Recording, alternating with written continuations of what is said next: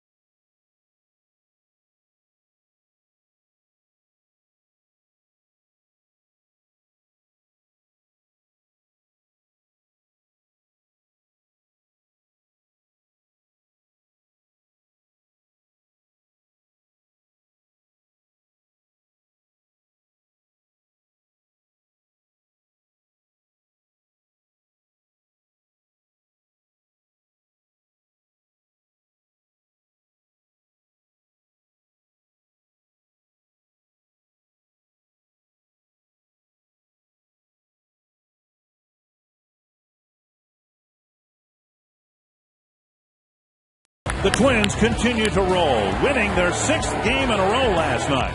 The bullpen was strong again in the win as the newest Twin capped the victory with his first save. Tonight, can Kevin Slowey keep the Twins' win streak alive as he takes the mound versus Felix Hernandez and the Seattle Mariners? Minnesota Twins baseball on Fox Sports North starts now. And Alexi Casilla with a big home run in last night's ball game. He and the rest of the Twins taking the field on a hot, muggy night. We mentioned at the outset the month of July did not get off to a good start for the Twins. At one point, after a losing June, they were 2-7 in July, yet they're going to have a winning record and hope to close out the month with a long winning streak. Here's the Menards batting order for the Mariners. Ichiro Suzuki leading off. Sean Figgins hitting second. Casey Kotchman third. Russell Branyan, good numbers against Kevin Slowey. Then Franklin Gutierrez, Michael Saunders, Josh Bard, Matt Tuiasosopo, and Jack Wilson. The Dodge Ram scouting report on Kevin Slowey, making his 21st start and his second against the Mariners. What he needs to do is keep the tempo going. In his last start in Baltimore and the previous start before that in Cleveland, here against Cleveland, he worked very quickly, didn't shake off the catcher. He pretty much put down or threw what Joe Mauer put down. And he's pitched only 7 innings 3 times. One of those times against the Seattle Mariners in Seattle. Twins lost that ballgame 2-1, but he was facing Cliff Lee in that start. Twins won last night, extended their winning streak because they played better in the field than the Mariners. There's the Northland Ford defense tonight.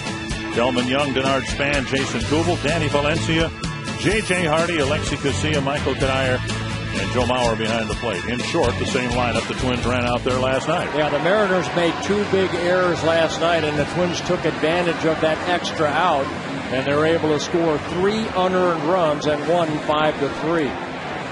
So both these clubs kind of going in different directions as far as defense. The Twins 34 errors. The Mariners 74. They have made the most in the American League. Ichiro takes up high, ball 1. Ichiro in the ball game last night, a hit in 5 tries.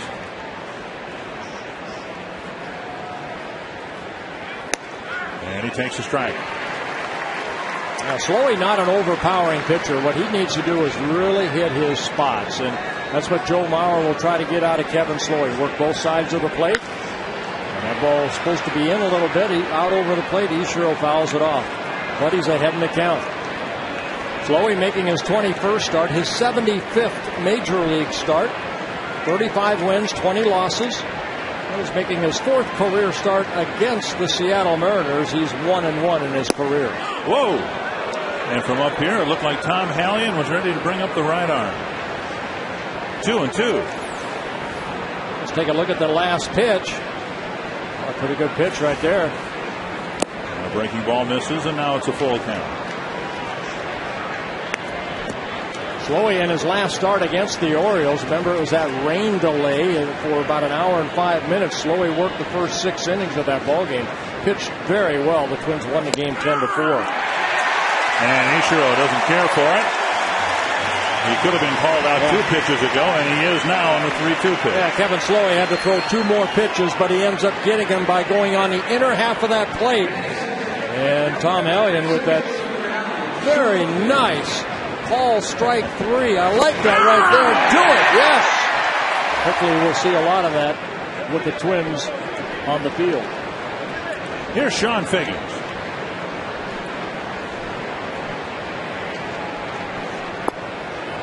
Might be simpler just to put him on first base. Figgins has been so good against the Twins, and in an otherwise miserable season for him and the Mariners. He got 3 hits again last night. He's always done well against the Twins. Coming into this ballgame, hitting .368 against the Twins, 7 for 19.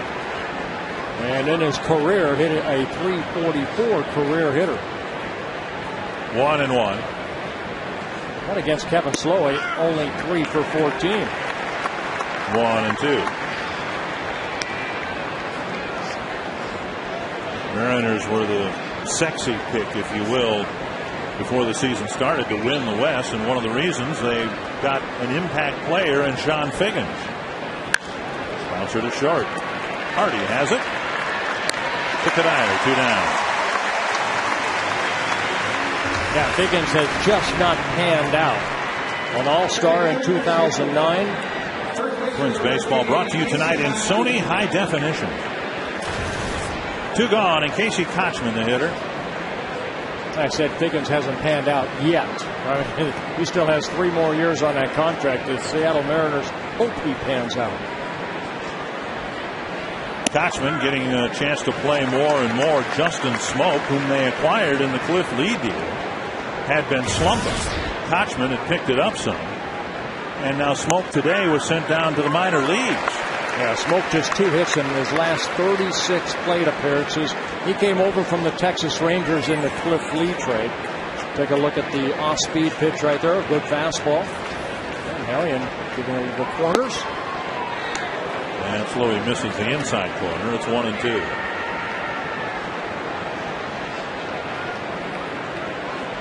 Don Wakamatsu's had a miserable season here with the Mariners. And so they make the big trade. And the guy they wanted, apparently, rather than a Wilson Ramos or anybody else, was Justin Smoak. Doesn't mean that the trade's not going to work out for him. But you'd love it in a season where everything else has gone wrong to have Smoak come over and have an immediate impact. Oh, they sent him down just to get some at-bats and just try to relax a little bit. They feel that, you get traded for a guy like Cliff Lee. You're supposed to come over and you're supposed to hit 400 right off the get-go. It doesn't start that way. And then right there you struggle. And you go down and hopefully find a swing. Looks like Kochman able to hold up. 2-2. And a base hit left center field. Span fires it back into the infield. Kochman aboard with a 2-out single. Yeah, that breaking ball just stayed up, and a good piece of hitting right there by Kochman. Just waiting back nicely and driving it the other way. Doesn't try to pull the ball, but ends up getting the first hit of the ball game.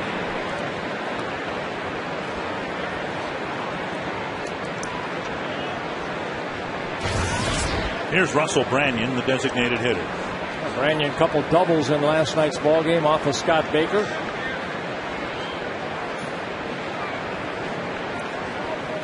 Swing and a miss. Now you've got the pitcher and the pitcher's mound in the bright sunshine. Shadows on either side of the mound.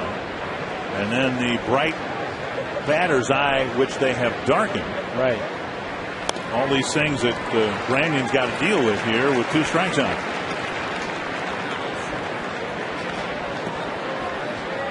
I have been on that mound in different ballparks where that sun is where it's on Kevin Slowey, and sometimes as a pitcher it's hard to see the ball after it gets toward home plate. Where does that ball go? Because of that sun, the brightness of the sun. Oh, is that? I think it was right down the middle. Kevin Slowey in the sunshine. 1-2. Check swing. High pitch, and it's 2-2. One thing about Kevin Slowey, if he keeps that ball down, that pitch right there, that's his strikeout pitch. And Branyan thought about going after that high pitch, but holds up almost like Kochman did.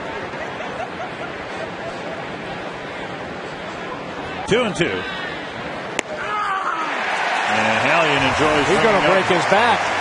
He enjoyed ringing up Branyan almost as much as he enjoyed ringing up Suzuki.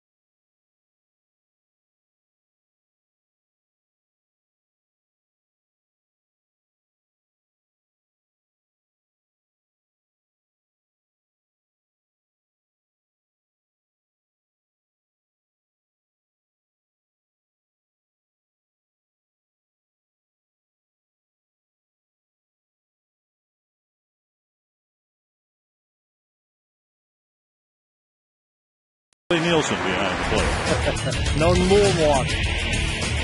Here's the Menard batting order for the Twins. Bernard Span leading things off. Alexi Casilla hitting second. Joe Mauer, great numbers against the Seattle starting pitcher. Then Delmon Young, Jim Thome, Michael Cuddyer, Jason Kubel, Danny Valencia, and J.J. Hardy. And that lineup facing Felix Hernandez, making his 23rd start. Span goes after the first pitch. And the Chief scouting report on Felix Hernandez. Second start against the Twins. This guy is the ace of the rotation. Leading the American League in innings pitched, quality starts. He's third in ERA, third in strikeouts. Having a fantastic year other than his win-loss record. He's 7-7 with a very good 2.85 ERA. Not a lot of run support. Strike one. Yeah, you've got Hernandez with an ERA of roughly 2 runs per game less than Kevin Slowey. And that one slapped down the line and a fair ball towards the corner. The ball gets by the left fielder, Saunders. Casilla around second, on his way to third with a triple. Saunders tried to pinch the ball in the corner, and it got by him, and Casilla goes to third. Yeah, Dick, I think that's the first time we've seen a ball hit down the line like that actually hugged into that little area. Again, not a lot of room between the line and the stands right there, and the ball hitting off and then getting behind Saunders. And by the time he could get it back in, Casilla, with his speed, able to slide head first into third base. That super slow motion there for a while. I was scared he wasn't going to make it.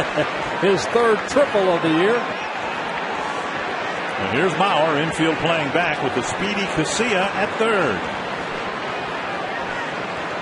Right up the middle, and the Twins jumping on the first pitch through the first inning. This is kind of what they did the other night against Zach Greinke. Remember when they ambushed that outstanding right-handed pitcher, and boy, they put 6 runs up on the board before a lot of the fans were in their seats. Guys, a lot like Zach Greinke, also Hernandez. You try to establish that fastball early, and the Twins are taking advantage of it. High fastball, Mauer right up the middle, driving in his 53rd run, and just like that, the Twins are up 1-0 on 4 pitches. Counting Span's soft line drive, Hernandez has thrown 4 pitches, and 3 of them have been hit hard, and Young goes after the first pitch. 0-1. Well, Hernandez with a good fastball in the mid-90s, a hard curveball, very hard slider, and a very good changeup. He has 4 quality pitches. And a swing on this on the breaking pitch, 0-2. That's a slider right there. So the Twins coming out swinging.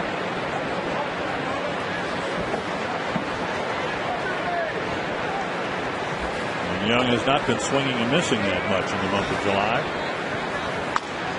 Chops it up the line foul. Still 2 strikes.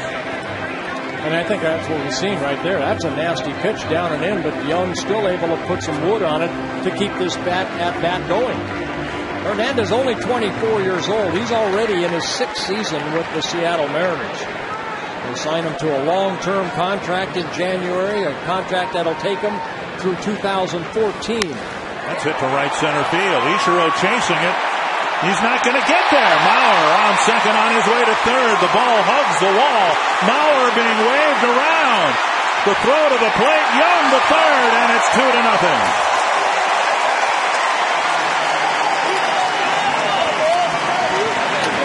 The carom off the wall stayed right up against the wall. Ichiro had to go about 400 feet to pick up the ball.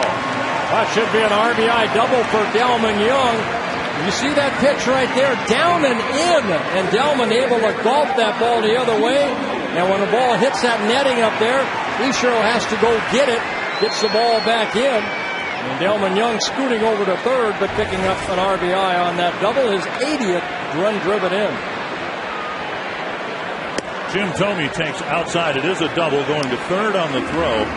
And the Mariners put the exaggerated shift on with a runner at third. Look at the lead Delmon Young is able to get from third because of where Tuiasa Sopo is.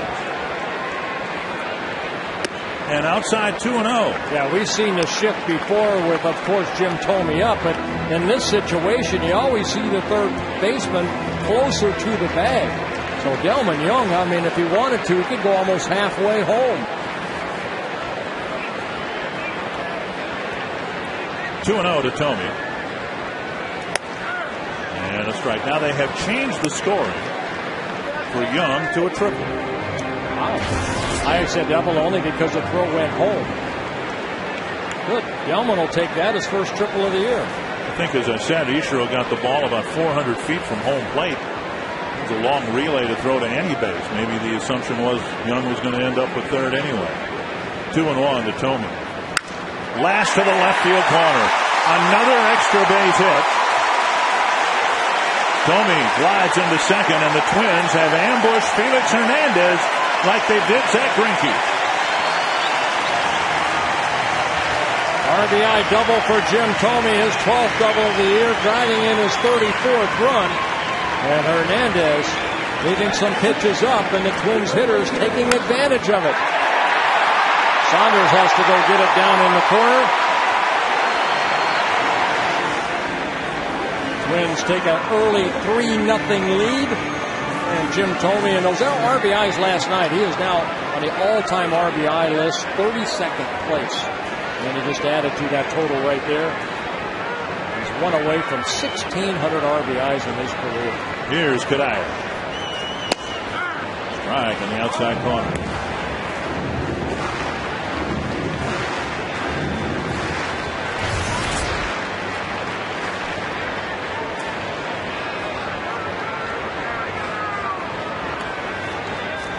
Bouncer left side. Fielded by Tuiasa Sopo. And a high throw. Cuddyer safe. And another blunder by the Seattle infield. Yeah, Tuiasa Sopo just getting called up. And right here to the first play he gets. He throws the ball high. And it'll be an error, allowing Cuddyer to get the first base. And Jim Thome stayed at second. Mentioned before, 74 errors, now 75 errors for the Mariners. Saunders, Gutierrez, Suzuki in the outfield. Tuiasa Sopo at third. Jack Wilson at short. Figgins and Koshman on the right side. Josh Bard catching. When the Twins scored 6 in the first against Zach Greinke in Kansas City a few nights ago, they hit for the cycle. Here in this first inning, they have a single, a double, and a pair of triples. The one thing missing, the home run. Come on, Jason Kubel. Swing and a foul, 1-1.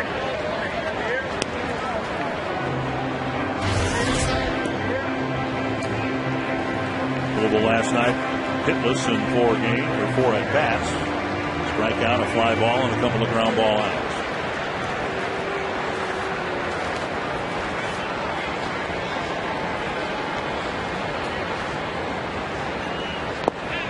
Down and in, 2-1.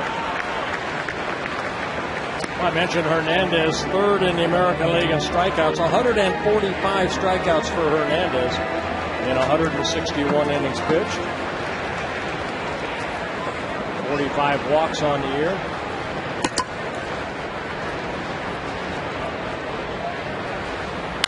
Bouncer right side. Figgins to short. Wilson to first. A double play ends the inning. But a good first for the Twins. They pick up 4 hits and 3 runs.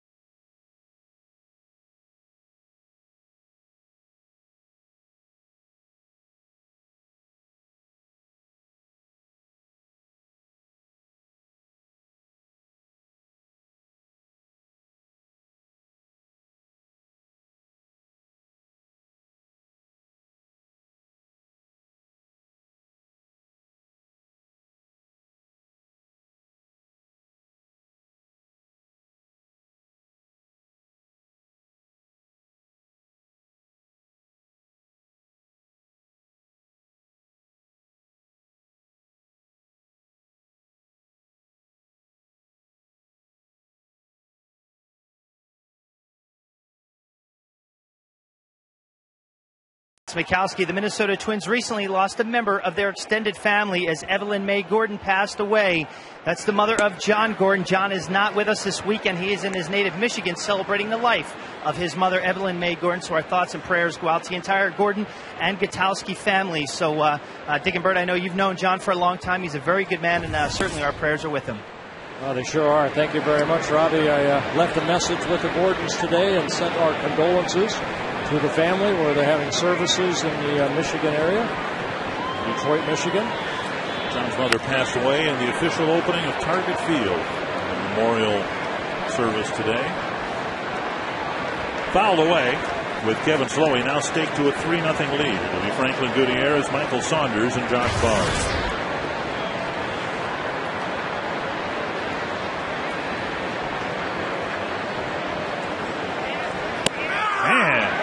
Has rung up 3 Mariners in the first 5 at-bats.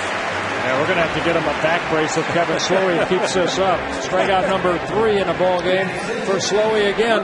It's all about control and hitting his spots. Great pitch right there by Slowey.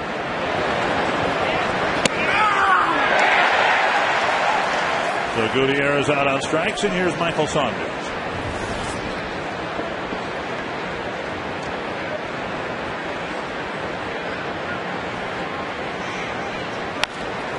Drive to right field and a breaking ball, and retreating is Kubel for the catch and a quick second out, 2 away. Boy, you need those type of outs too if you want to get deep into the ball game. You like those one-pitch outs. Breaking ball, Saunders getting underneath it, and Kubel catching it. Josh Bard will catch. Talked about the trade. The one thing that the Mariners knew once they fell out of the race that they were going to do was trade Cliff Lee. They do have a catching prospect by the name of Adam Moore. One of the reasons they were perhaps more interested in Justin Smoke than they were in Wilson Ramos. Yeah, Adam Moore actually started the season with the Mariners and then was put on a disabled list with an injured leg problem, and then he was optioned out to AAA just to try to get him going again. And Don Wakamatsu, a former catcher, had a, I guess he's a Seattle Mariner, a cup of Starbucks with the White Sox years ago. And he knows all about catching. 2-1. Wakamatsu in his second season with the Mariners, and the way that they finished last year, 85-77, they were in 3rd place behind the Angels. But everybody thought, with Quiggins coming over and the pitching staff looked great coming out of spring training. A lot of positives, but it's been into one big negative. Strikeout, couple of outfield flies, and a quick top of the 2nd for Kevin Slowey.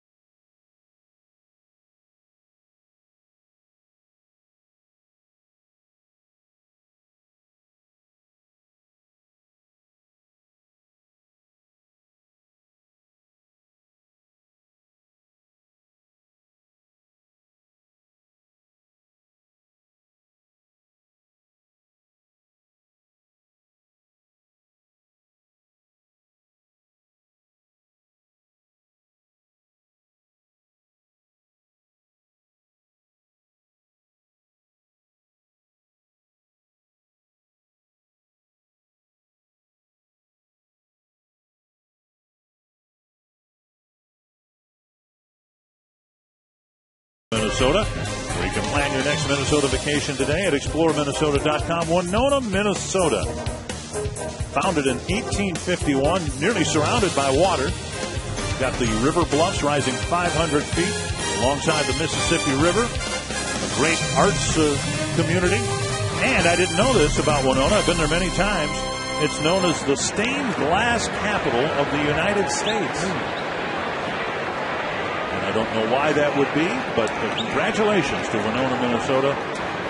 The stained glass capital of the United States. Go there almost, it seems like every winter on the winter caravan. Twins always send a caravan down there. So many great fans come up to see the Twins play from Winona.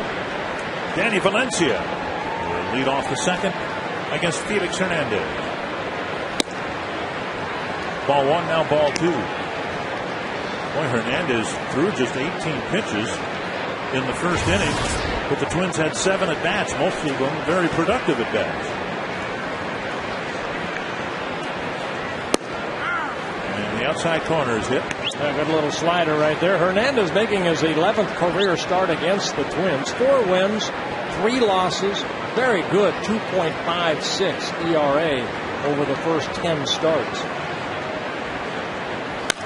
And Valencia flips it foul, 2-2. 65-game winner at the major league level. Only 48 losses, making his 161st major league start. Is what they call in Seattle King Felix. And he came back and got a called third strike on the inside corner. First strikeout of the ball game for Hernandez. That slider away and then went inside.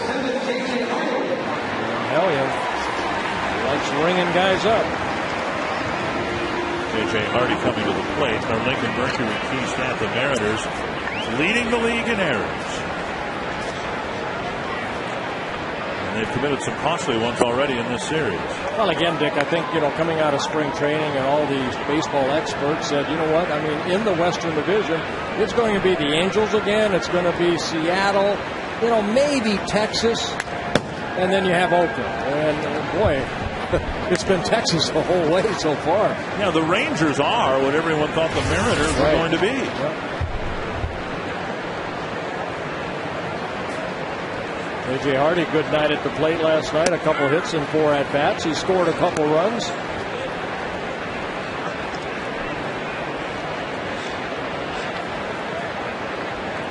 Rangers had a big lead on the Angels last night, but lost it, keeping the Angels' fading hopes alive. Pitch inside, and it's 2-2. In Hernandez's 4 career wins against the Twins comes his first major league win. That back in 2005 when he beat Kyle Ocean. The Twins 1-0. And his first major league start in Seattle. Breaking ball. And Bard throws him out. Another strikeout, 2 down. You can follow the Twins on your iPhone, iPod Touch, BlackBerry, and Android phone with MLB.com at Bat 2010. At Bat 2010 features play-by-play, video highlights, live audio broadcasts. Visit twinsbaseball.com on your iPhone, iPod Touch, Android, or BlackBerry for more information. 2 gone. Here's Denard Span in a soft line drive to left field in the first pitch he saw from Hernandez. I think that's one thing we've seen, Bert, not just during the winning streak, but really from the All-Star break on. The Twins have had some really intelligent approaches to some pitchers. When they've had pitchers who struggled with their control, we've seen them take pitches, work into the hitter's counts, work deep into the count, and then try to pounce. Somebody like Hernandez who throws strikes, or Greinke, go ahead. If that fastball's there, that might be the best pitch you get to hit. Well, again, these guys are 2 pitchers, Greinke and Hernandez, and a lot of great pitchers are this way.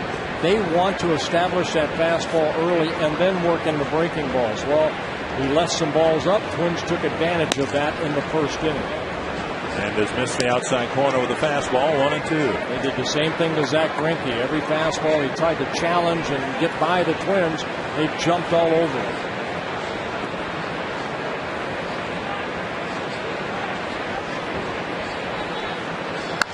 Pulled foul. Jerry White was going to back out of the way. Actually, I think he fronted out of the way there, didn't he? Yes, he did. 1-2. Well, the Twins put 3 up on Hernandez. That's usually a game's worth. And again, he comes into the game with an ERA 2 runs less than Kevin Slowey, but Kevin Slowey's got more wins than he does. 1-2 to Span. Bouncer to second. And a much better second inning for Felix Hernandez.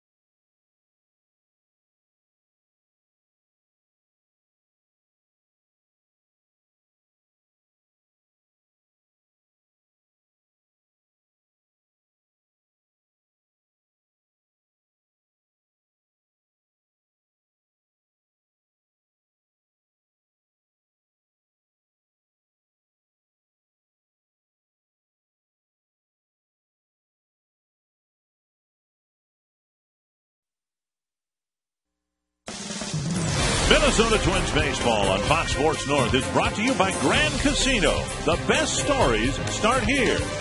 By Lincoln Mercury. Visit your local Lincoln Mercury dealer or go to experiencelm.com.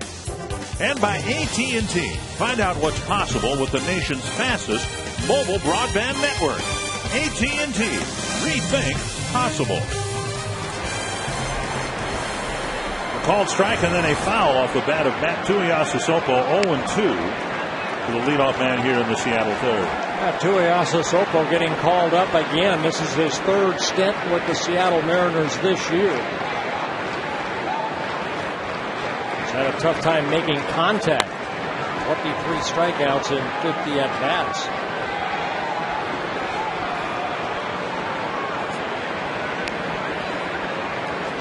Tuiasosopo,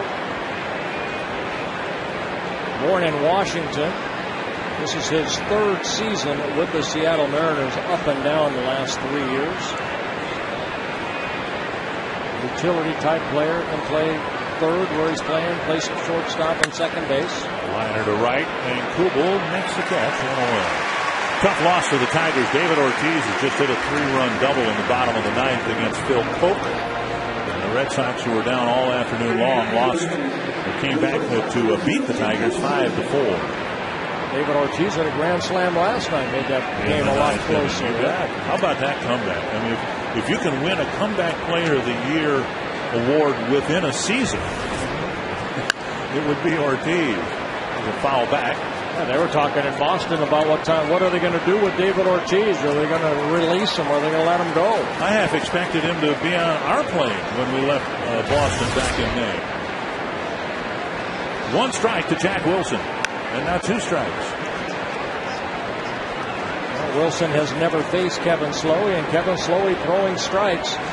26 pitches, 25 for strikes, and again, what we see here so far from Kevin Slowey, good tempo, not walking around that pitching mound a lot, looking for the sign and getting it over the plate, hopefully. Pop up. Garcia standing in the bright sunshine.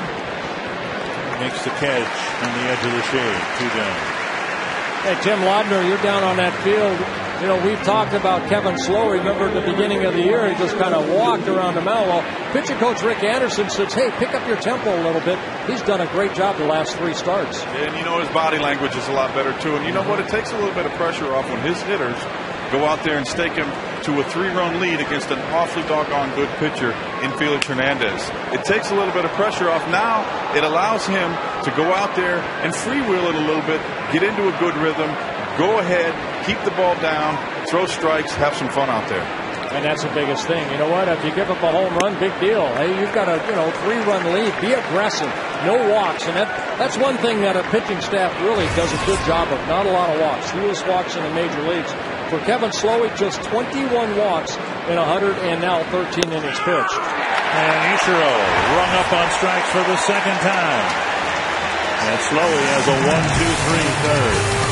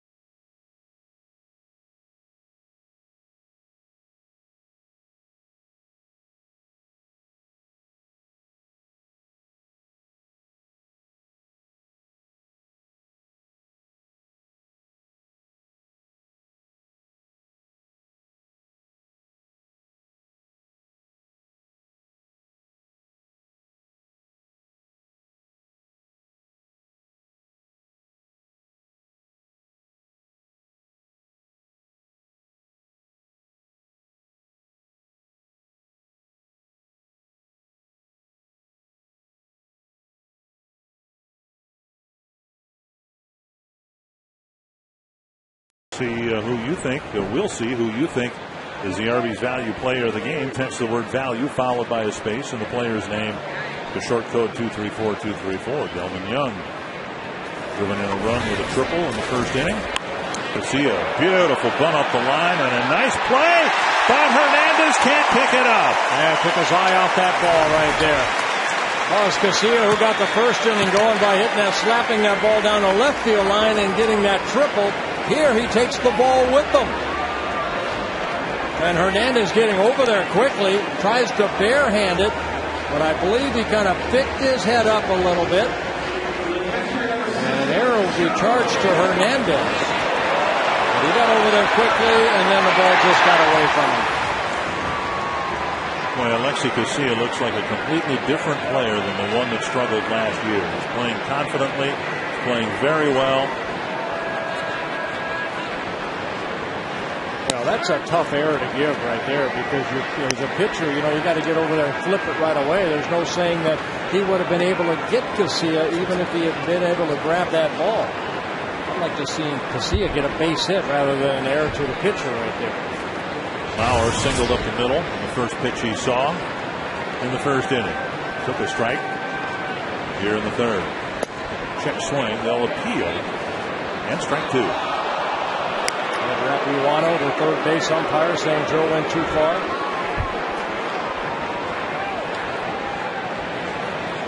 And the Mariners, who made 2 errors last night, already with 2 errors here this evening. Take a look at what the third base umpire looks at. I thought Joe went too far.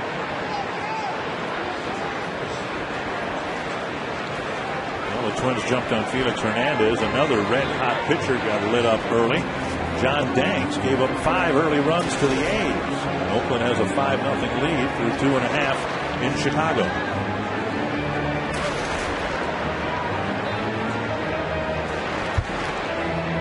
Garcia at first.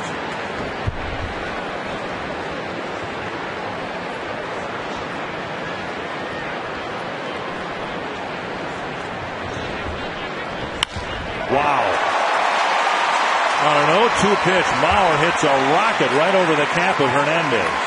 Well, I don't know what he called Josh Bart out for to go over, but whatever they discuss, it didn't work. Joe Mauer now 13 for 25 lifetime against Hernandez. And that ball, I mean, watch out. He put the glove up, and that ball was by him very quickly. So Mauer 2 for 2.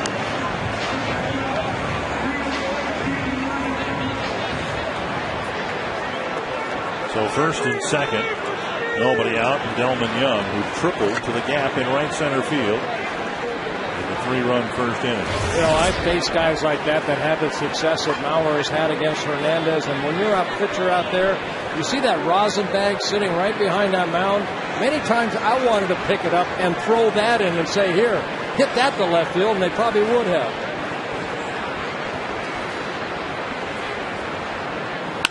Bouncer to third. Tuiasa Soto to second. And another forced play at second. And it might have been a double play with a better throw by Figgins. Well, good hard slide by Joe Mauer, but Figgins looked like he threw a changeup over to first. Tuiasa Soto, quick release, and then right there, that ball short hops Hodgman. And a tailor-made double play right here is not turned. I don't know about you. This is the worst infield defense I've seen at the major league level in quite some time.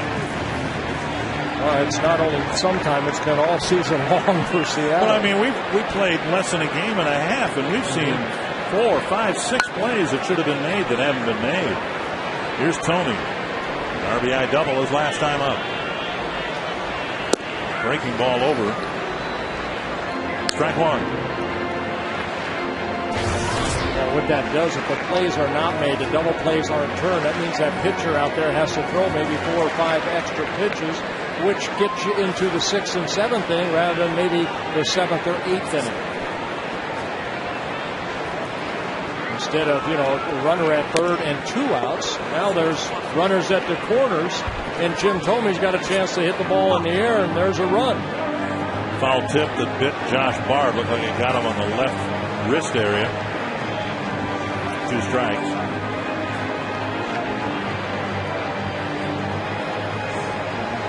So in the inning, an error charged to Hernandez, and yeah, a tough error. Double play that could have been turned wasn't. And the Twins have runners on the corners with 1 out.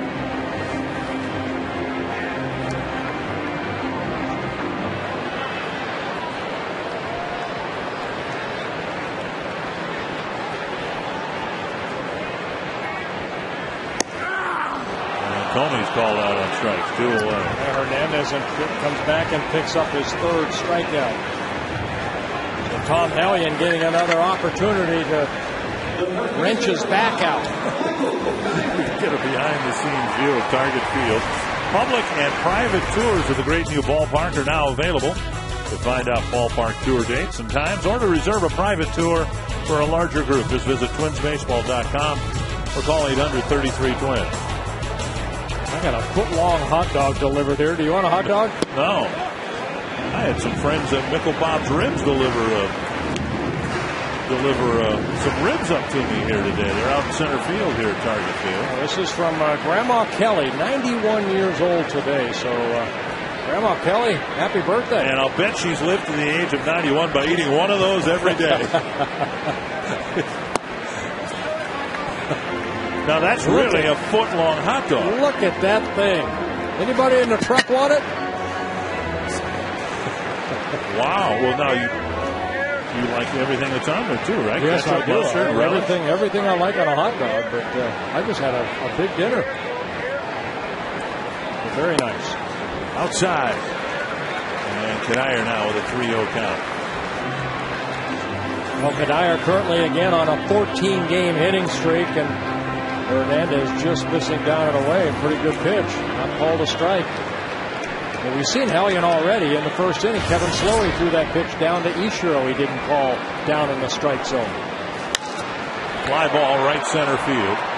And Gutierrez will end the inning. Some shoddy infield play for the Mariners, but the Twins don't score. It's still 3-0.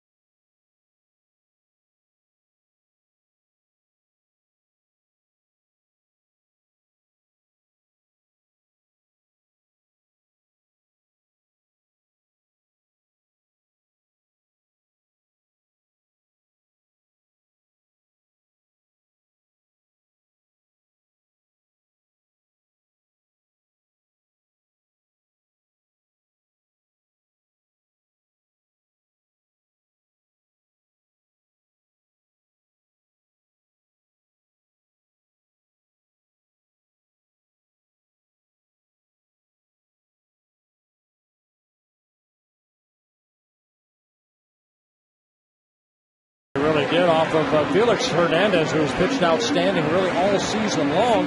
They scored 3 runs off of him. Casilla with a triple, an RBI single by Mauer, Delman Young's RBI triple, and then Jim Thomey's RBI double.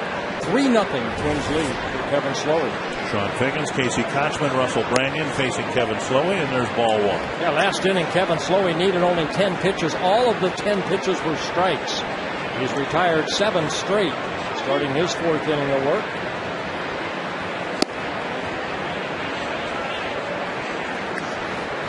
And now 2-0, Figgins. Well, again, that ball down in the strike zone. Tom Hellion, even though it says on the Fox tracks that that's a strike, that's the 3rd or 4th time that pitch has not been called. And as we point that out to you, it's important to tell you that the umpires can't take exception to what we are showing you because they're using the same software that to evaluate themselves as we are showing you on television. To the gap in left center. And Delman Young makes the catch, 1 away. That'll bring up Kochman, but before he comes to the plate, you can submit a question or comment to us online at carsoup.com/baseball. Daryl Blomquist of White Bear Lake says, how many pitches are thrown in pregame warmups and in between innings? Well, there's actually, in the pregame, a lot of pitchers will go out early, stretch a little bit. Perry Castellano will stretch them out. They'll go out in the outfield and throw long toss to make sure their arm's loose. But once they get to the bullpen, usually between 50 and 70 pitches are thrown out there. Now, maybe the last 10 or 15 are game-ready type pitches. First of all, it's just getting used to the balance point, everything you're trying to accomplish, hit your spots out there. And then you get ready about the last, I'd say 10, 15 pitches are all-out effort. Once you come out here, then each inning, each pitcher gets 8 pitches to warm up to get ready to face that first hitter. Now, when you were getting ready out of the bullpen before it started, how did you break down your prep work, fastballs, curveballs, etc.? I always made sure I had control of my fastball. That if I had to take extra throws, it was always the fastball. Both sides of the plate, down and away. I didn't worry about up. I thought down, down, down, away to a right-hander, away to a left-hander, 4-seamer to a right-hander, a 2-seamer to a left-hander. Those are the pitches that I would throw sometimes 30, 40 pitches until I could hit my spot over and over. Then once I got out to the mound, I'd throw the curveball and then I'd work on that a little bit out in the bullpen. But I had time in a ball game. As long as I had control of my fastball, then I had time to work on everything else once that game was ready, and you're out there. And then the scoreboard dictates, too. You can go in with a game plan, but all of a sudden you're up 3-0, just like that. Your game plan changes a little bit.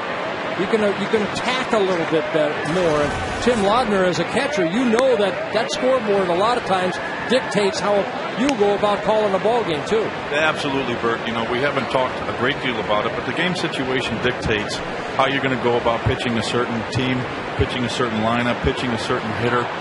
Kevin Slowey today, again, good stuff. He's not afraid to challenge. He's in a great rhythm. And then most importantly, he's not shaking off his catcher. He's trusting his catcher to put down the right numbers. And you know what? He's having some fun. He's more relaxed. He's got a nice 3-run lead. That makes things a lot better. You know that. Oh, for sure. And you look at Kevin Slowey, and you kind of take away that Cleveland start a couple starts ago. He gave up a couple runs in 5 2/3 innings in the 6th inning. But his last outing in Baltimore, boy, he was in a good groove. And then the rains came, and it kind of slowed down that game a little bit.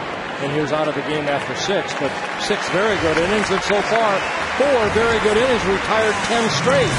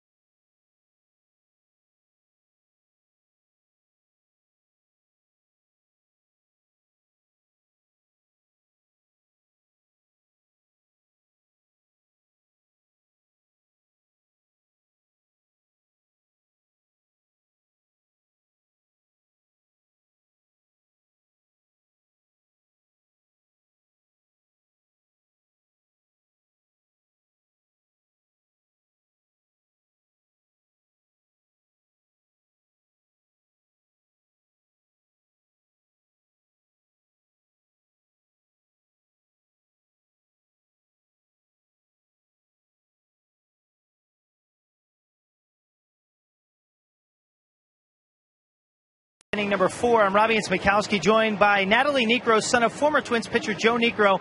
And Natalie is involved in the foundation, the Joe Niekro Foundation, which benefits brain aneurysm research. And Natalie, tell us a little bit more about this, please. Absolutely. When my dad has the aneurysm in 2006, I started doing as much research as I can to just discover what causes them and realized that there was really a lack of funding being given for research and treatment. I started the foundation, and I've been going at it for 2 years now, and it has raised an incredible amount of money for brain aneurysm research and treatment to help patients and families, and really just to educate the public about the fact that they are treatable. You just need to know that you have one.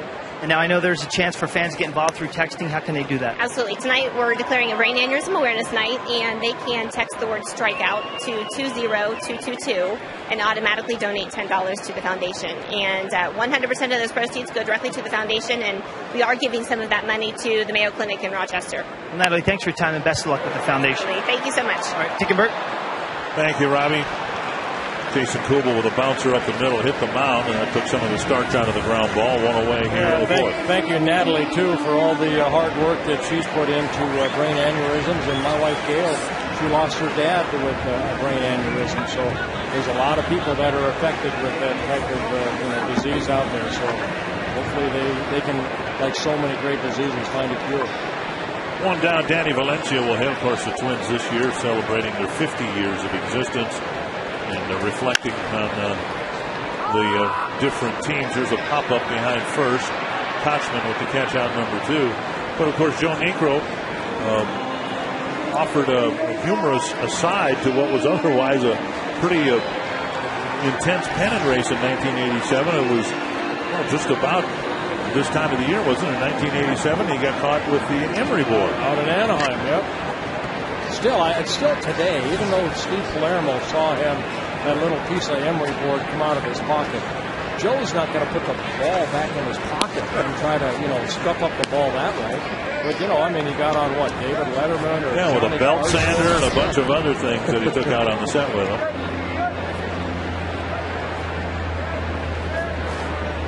You know, it's interesting over the course of the 87 season, as we are now past the trading deadline, the Twins picked up Don Baylor at the end of August, picked up Joe Niekro over the course of the year, Steve Carlton over the course of the year,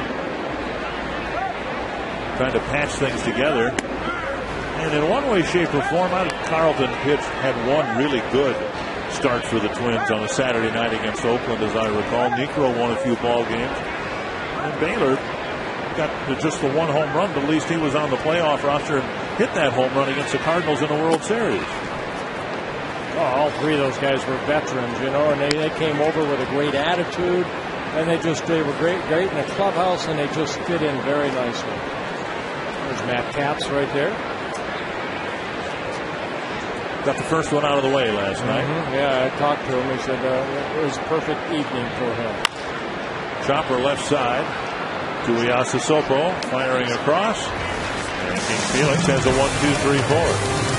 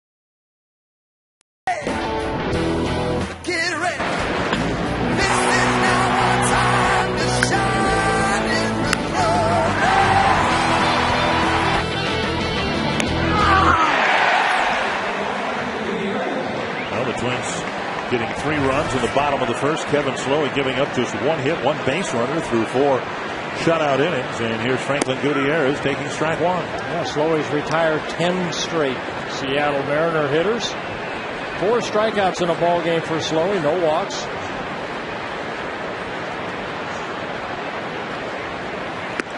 Up and in, 1-1.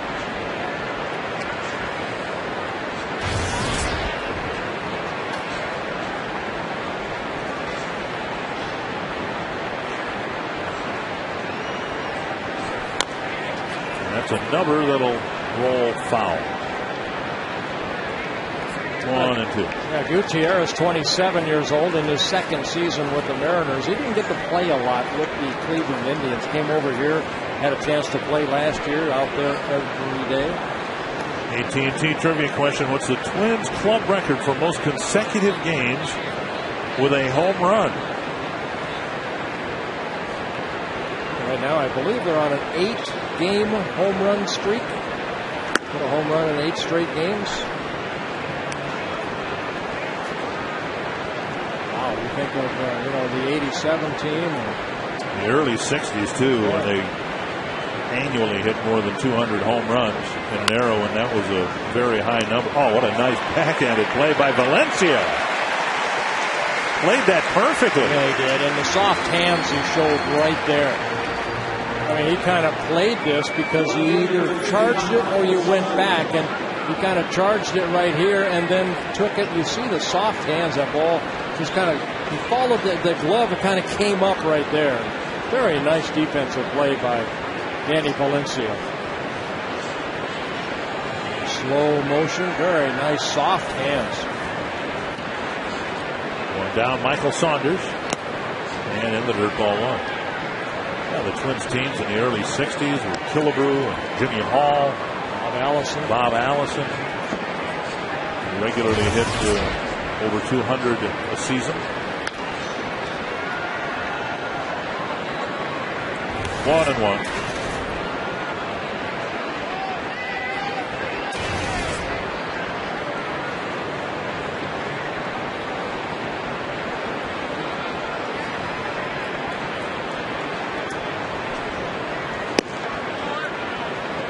And inside 2-1. Moving on to the 5th inning in Chicago. Oakland leading the White Sox 5-0. The Tigers have already lost today. Oh, what a snag by Casilla, and he throws him out.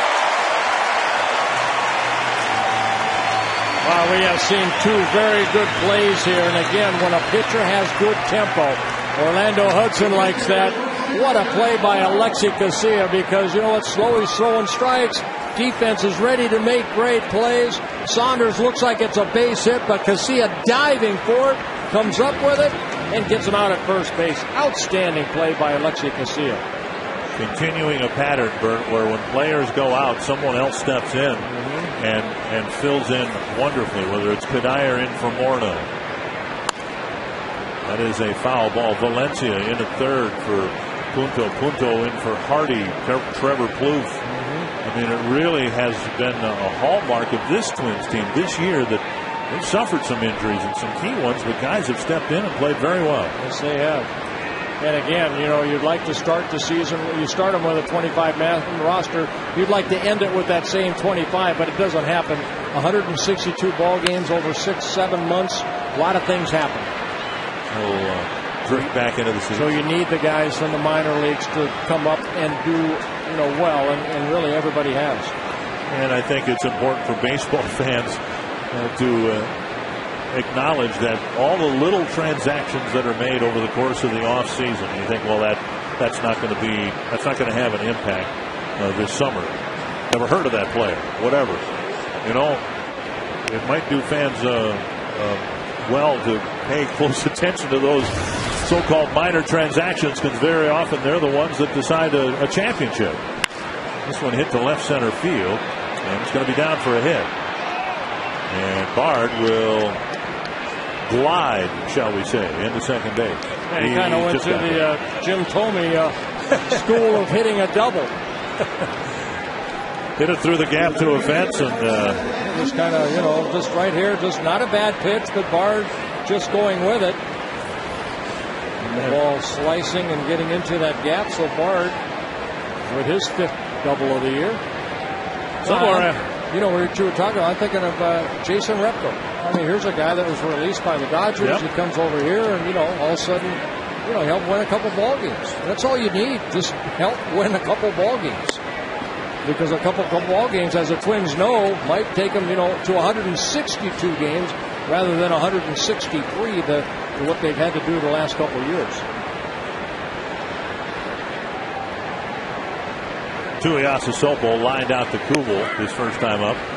Ball one and strike one. And that's why, you know, as we move now into August and players go through the waiver process, placement in the standings is so critically important for players or for teams as they try to acquire maybe a role player, a Don Baylor type or a Jason Repko type, somebody that you might be able to add to your roster and make the difference in a pennant race. And Bill Smith was telling me in the interview I did with him, you know, that's one of the reasons the Twins got Carl Pavano last year when they got him, because the Twins were in 3rd place at the time, right? And the Tigers and White Sox were ahead of them, and neither Detroit nor Chicago could block the waiver claim. And you can go to FoxSportsNorth.com right now and check out the Bill Smith interview I did this afternoon.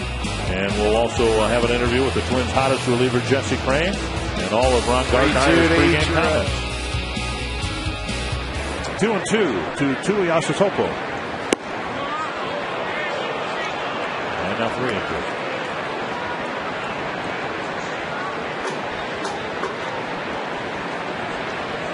Slowey had retired 12 straight, and then the double by Josh Bard, but it comes here with 2 outs in the 5th.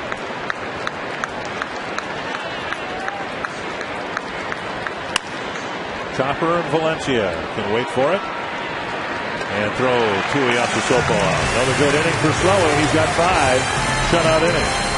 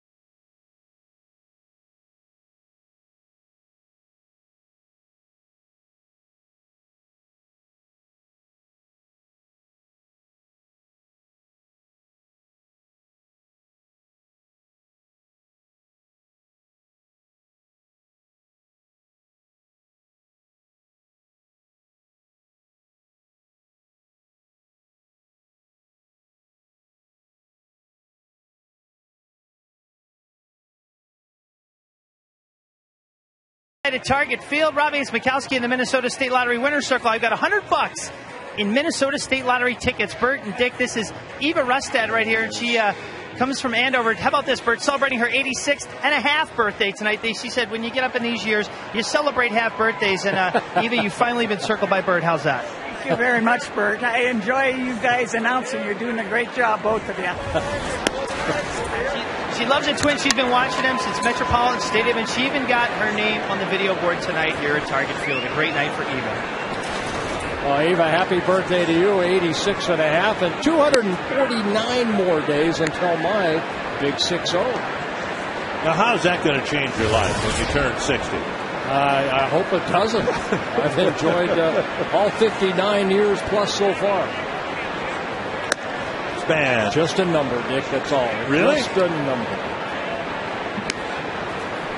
I think when you have an IQ of about 20, it doesn't matter how old you are. No. 1 and 2 to Span.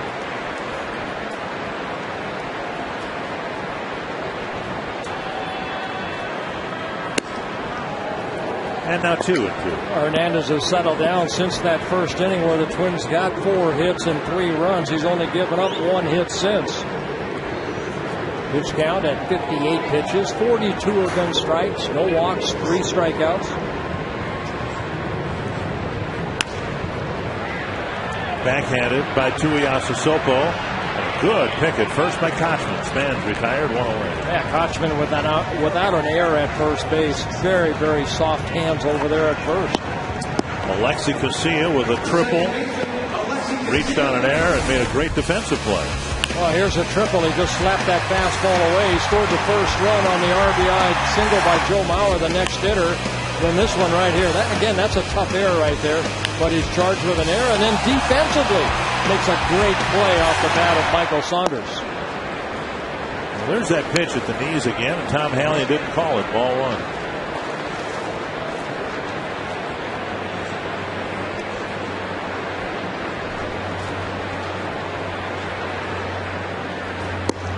From time to time over the years, you've talked about how important it is for a pitcher or a position player to have confidence. And I don't know that there's a better example of that than Alexi Casilla. sheer lack of confidence last year. Poor play, took his poor at-bats out in the field with him, and just seemed almost confused at times. Sometimes players get scared. You know, they do. You expect so much out of yourself, and then all of a sudden when there's failure, you don't know how to react to it. And something triggered for Casilla. You know, maybe somebody talked to him the right way. Maybe somebody said the right thing, but he's back on the positive side again. This game can drag you down, believe me. You know, there's so much negative in this game, and you need to find a positive, and that's what Casilla has been able to do. He's been be able to find that positive again, that there is some fun in this game. Can it be explained at least partially, too? He's just another year or two older? More mature? That comes with, you know, just realizing that there's so many ups and downs in this game that you enjoy the up, but you don't get too up. And then when you go down, you don't get to where you just don't want to get up in the morning or go to the ballpark. You get to play a kid's game. Look at these guys out here. They get to wear funny uniforms with hats and throw a little ball around. It's awesome. And the fifth inning. Our AT&T trivia question. I'm just going to go with the number 11. And again, we go. I'll go 28. All right, plus or minus 2. And it's 16. There, we got it. And Roy Smalley hit 6 of them during the stretch. Wow. 79. Here's Bauer, 2 sharp singles up the middle. And he takes a strike. Again, Mauer 13 for 25 lifetime against a very good pitcher in Felix Hernandez.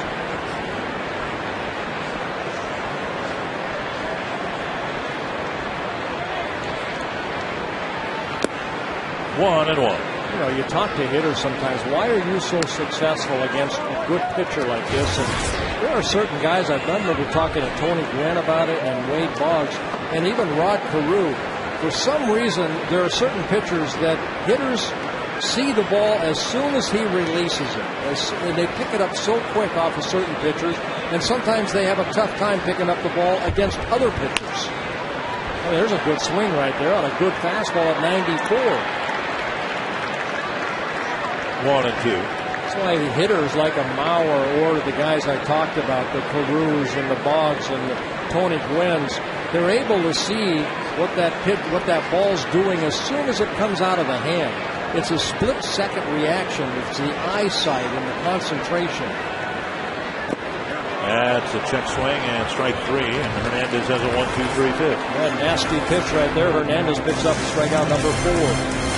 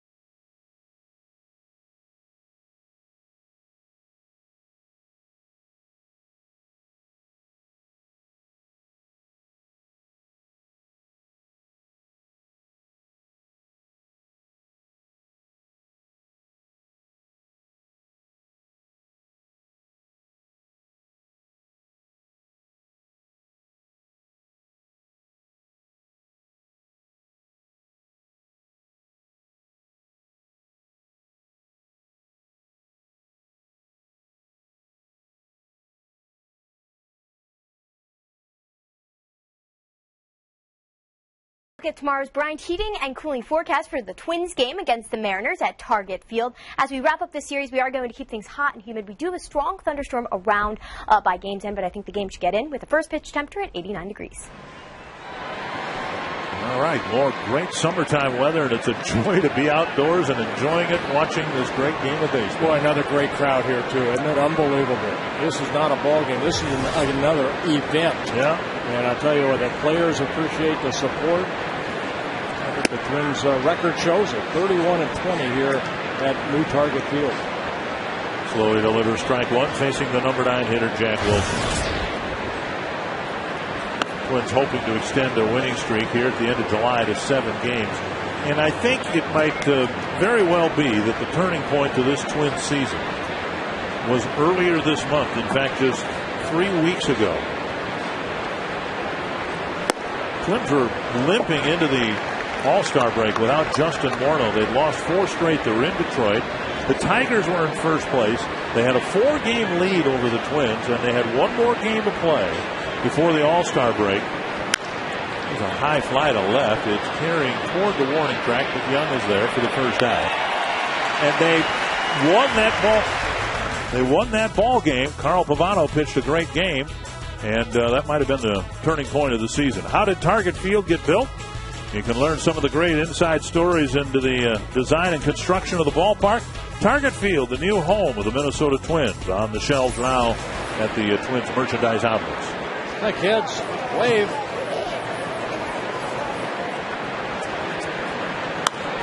Ichiro dribbles it up the line.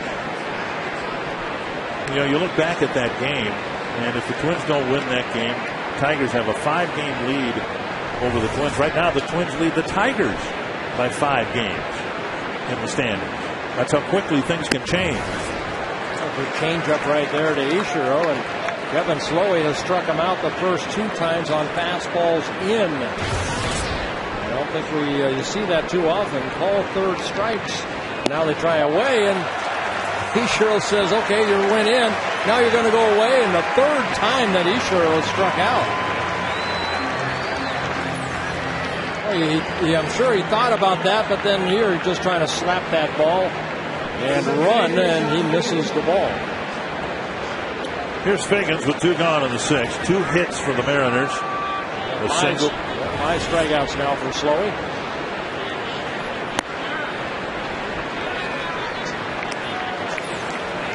Let's take a slow motion right here. And Ichiro swinging good. I like that thing. Valencia backhands it, fires low, and Kadire digs it out. Pick. 3 up, 3 down. The Mariners go quickly on the 6th.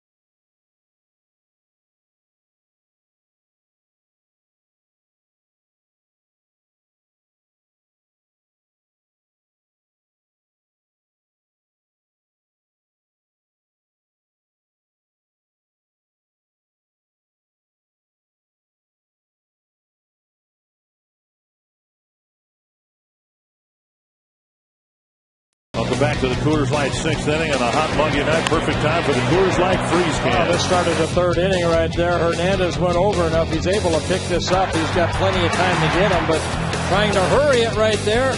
He's unable to get the handle on that baseball, and Casilla gets on first base, charge an error to Hernandez.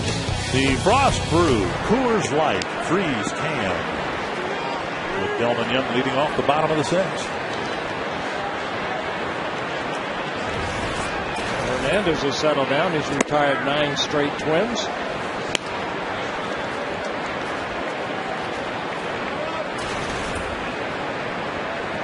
"70 pitches, 50 for strikes for Hernandez. And a chopper up the line foul. 2 strikes. Hernandez with 5 complete games on the year. And he's kind of got that mental frame that he wants to finish what he starts. Now, I know full well that you got 287 wins, which is an immense number of wins. But there are some people who think that wins aren't necessarily the best judge for how good a pitcher is. And maybe you could look at Hernandez and come to that conclusion and use him as an exhibit too. As well as he's pitched, the Mariners lost 7 straight starts that he made because of the supporting cast. Right. We look at Zach Greinke last year. He won the Cy Young. He won 16 ball games. It was Hernandez that came in second because he won 19 ball games. But Greinke had a fantastic year, and so did Hernandez. But this year, Hernandez kind of having a Greinke type year. Great ERA, leading the American League in innings pitched. ERA right there, third, strikeouts. Right off the end of the bat right there, and Hernandez makes the play to get Young out at first. Then you won 20 games one time, is that right? Right, 1973. And it's tough to win a ball game because so many things, as you pointed out over the years, have to break right for you. Fielders have to catch it and throw it, and you get some time to hitting. There's a high chopper over the mound, but hit right at the shortstop, and Jack Wilson throws Tomey out number 2. Well, it took me a long time early on. If I lost a 2-1 ball game or a 3-2 or a 1-0 ball game, that I thought it was my fault because I gave up the run. It took me a long time to realize that what Hernandez is doing here, he's having a great year. He just doesn't have the wins to show for it. And there's really nothing you can do. If anything, this is going to make him a better pitcher as his career gets going. And he's going to appreciate when all of a sudden that year falls into place that he gets a lot of run support. Here's Kadire with 2 gone.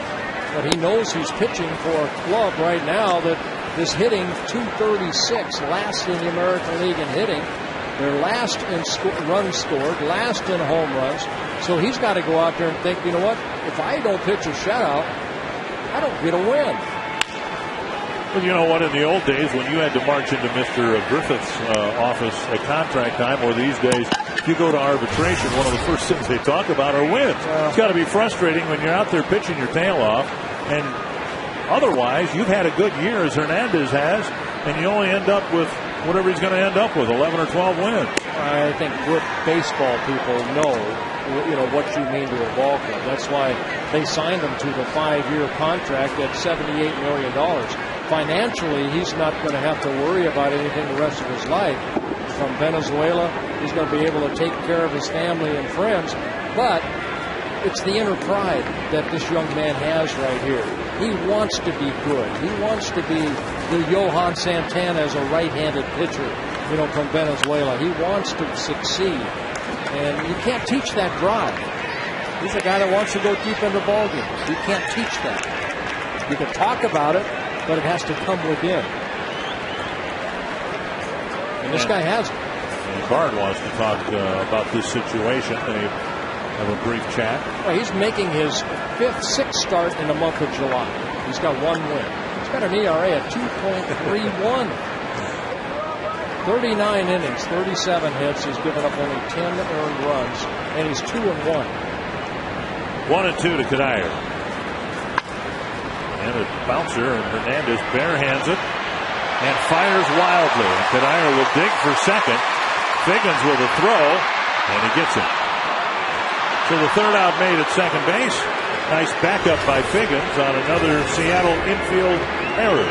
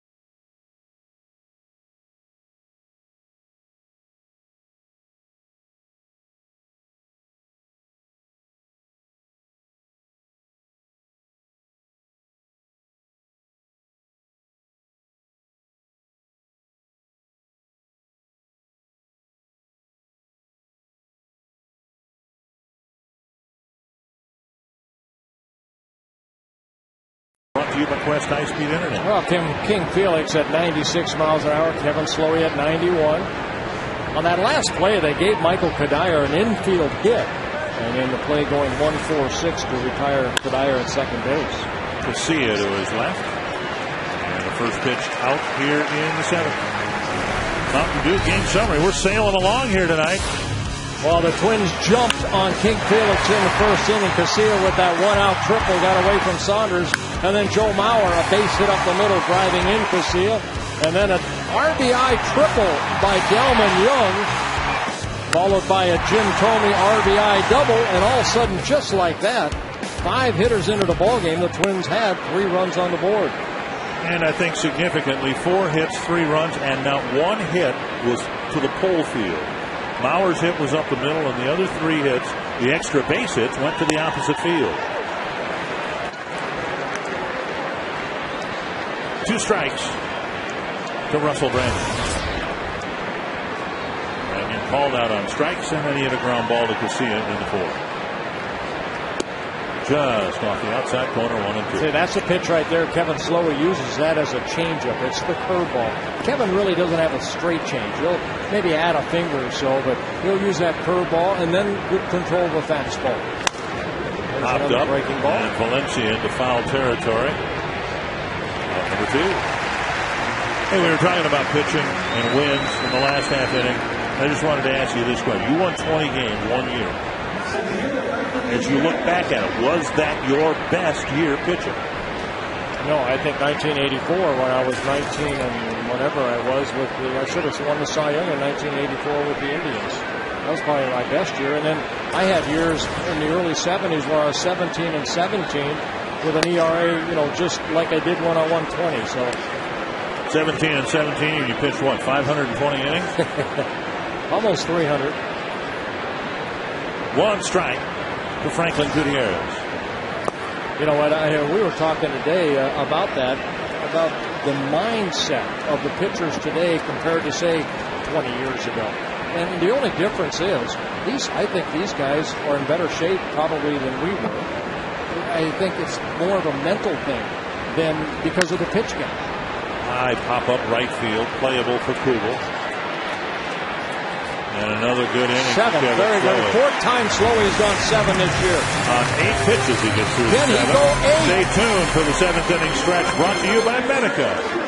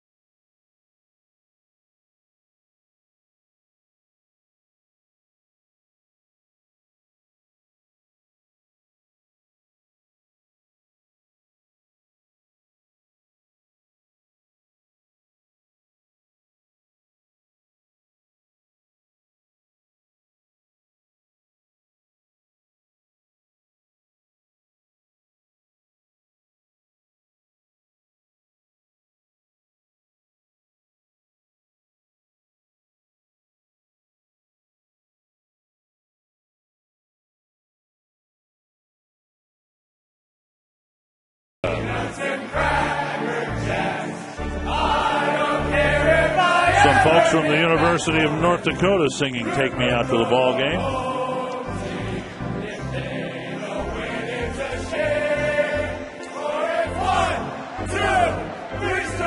And the Twins fans here hoping that the Twins can extend a late July winning streak to 7 games.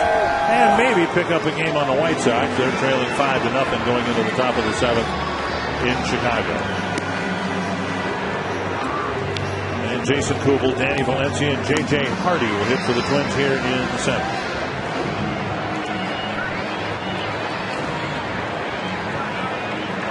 Twins getting just 6 hits, but 4 of them in succession. And just a handful of pitches in the first inning to score their 3 runs. Hernandez has done a great job. Kevin Slowey's even done a better job. 89 pitches in 7 innings so far for Kevin Slowey. Last couple innings, 9 pitches used in the 6th and 8 pitches used in the 7th inning. That's how you get deep into the ballgame. Kubel takes a strike. He'll be followed by Valencia and Hardy here in the Twins 7th.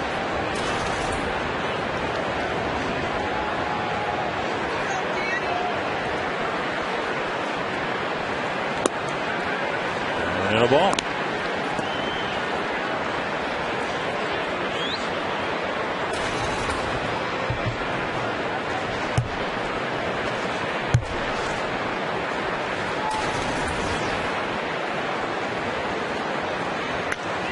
Foul back.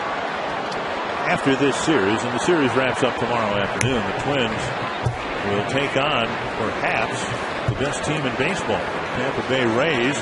If they can win tonight, will pull into a first-place tie with the Yankees. In the American League East, the Twins have 4 games in St. Petersburg. And after playing the likes of the Orioles, the Royals, and the Mariners, they're going to be stepping up about 4 classes in that series against the Rays. Well, the Rays are a very good ball club, but the Twins, it's just like the Chicago White Sox did when they played the lower clubs, got into that little winning streak, and hopefully that attitude will carry into tomorrow and then into that 4-game series in Tampa. I should say St. Pete.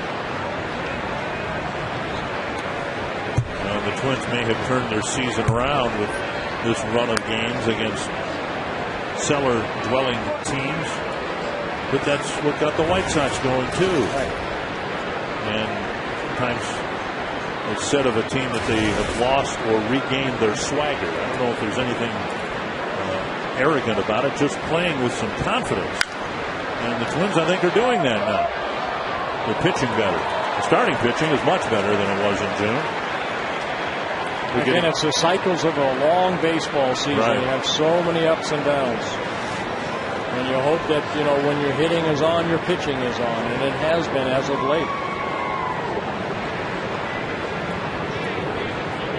3-2 again to Kubel, and another foul.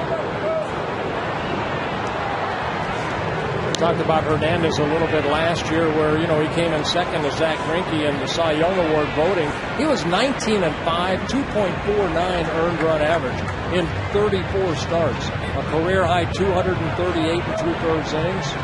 Struck out over 200 for the first time in his young career. And Kubel hooks one into the corner, but fouled. Nice catch. I'll tell you what, those are great seats right there. And you bring your glove to the ballpark, and you reach up, and you make a nice grab.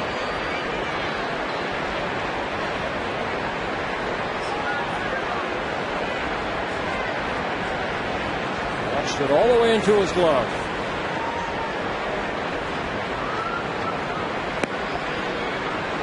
Another 3-2, Jason Kubel. Another foul.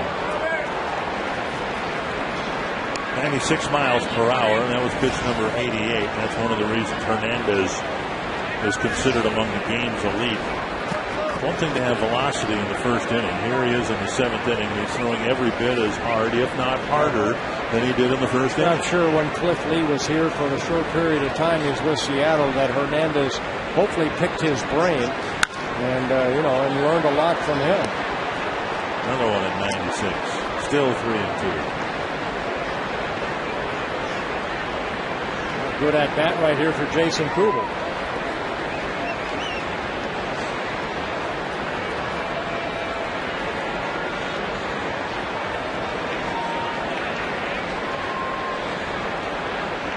Hernandez will reload, try again on 3-2. And Kubel works out a walk. The leadoff man is out here in the 7th. That was a great plate appearance by Jason Kubel. I believe that was in the 11th pitch at bat, and finally Hernandez tried the breaking ball, missed high, and he walks his first batter of the ballgame. 5 2-strike fouls for Kubel. He ends up at first. The Twins and Mariners at Target Field. The series finale tomorrow at 1:10. And if you have tickets, come early. It's Target Field Bat Day, presented by Old Dutch Foods. The first 5,000 fans, 14 and under, will get the authentic bat. And to check on ticket availability for tomorrow's game or any game left in the 2010 schedule, call 1-800-33-TWINS or visit twinsbaseball.com. Then you have the long battle with the leadoff hitter. You lose him, and then Hernandez has got to start all over facing Danny Valencia.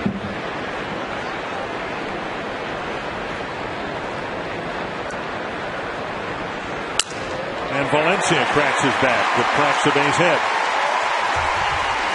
And the Twins have a rally started with runners at first and second, and nobody out. Yeah, Valencia picking up his first hit of the ball game and the 7th of the Twins, only the 3rd since the first inning. Fastball that kind of ran right back into the swing of Valencia. And Saunders gets it back in. And he'd like to add to this 3-0 lead. See if J.J. Hardy is asked to bunt right here. Hardy on the year, as far as sacrifices, he has only one. Rick Adair, the pitching coach, out to talk to Hernandez.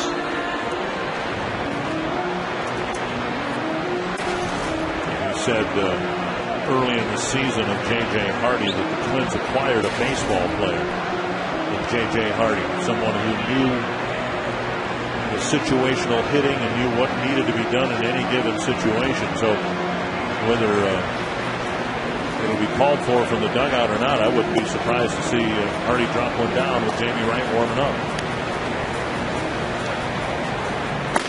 Tuiasa Sopo in on the edge of the grass at third. Yeah, the Mariners have to be looking bunt right here. Kochman at first, a little bit ahead of the runner Valencia.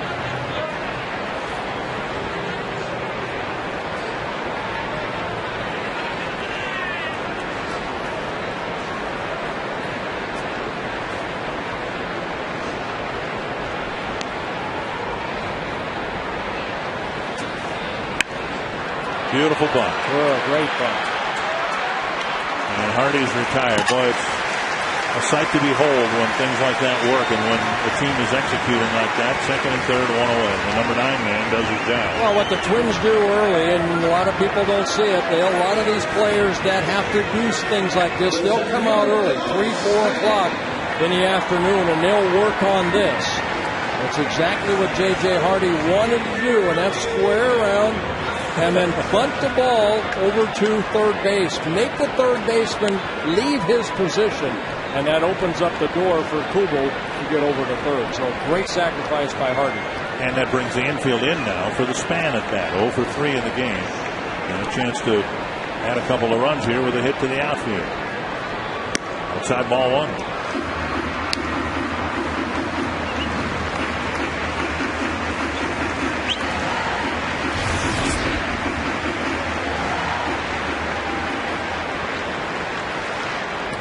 Casilla in the background. He'll try to clean up for Span as Span doesn't deliver here.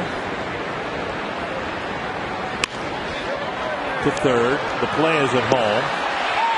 Out at the plate, and a good tag by the catcher Bard on an off-target throw. He's able to retire Kubel at the plate. 2 away. That is a great play by Bard because Tuiasa Sopo got the ball, but he threw it on the infield side.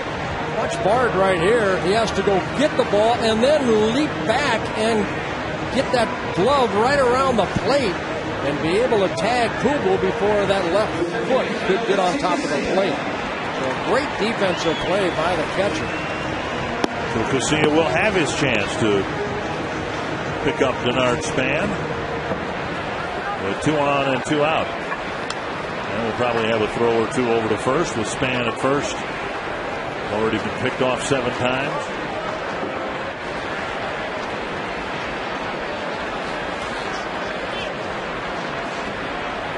Casilla takes up high.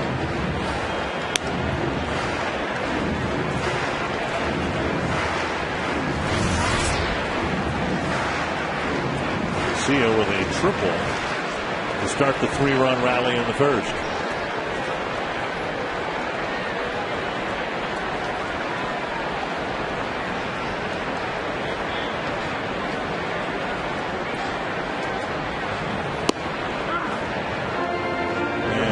strike, 1-1.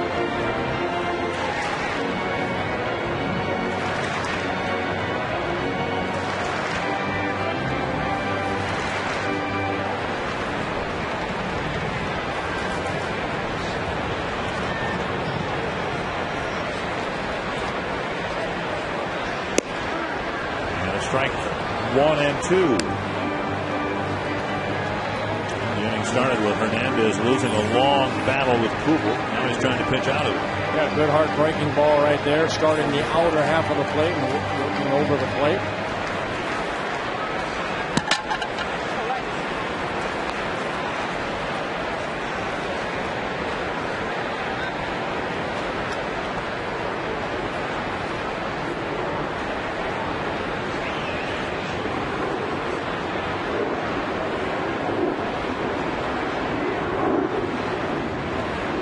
Hernandez making his 23rd start, trying to get 7 innings in for the 17th time.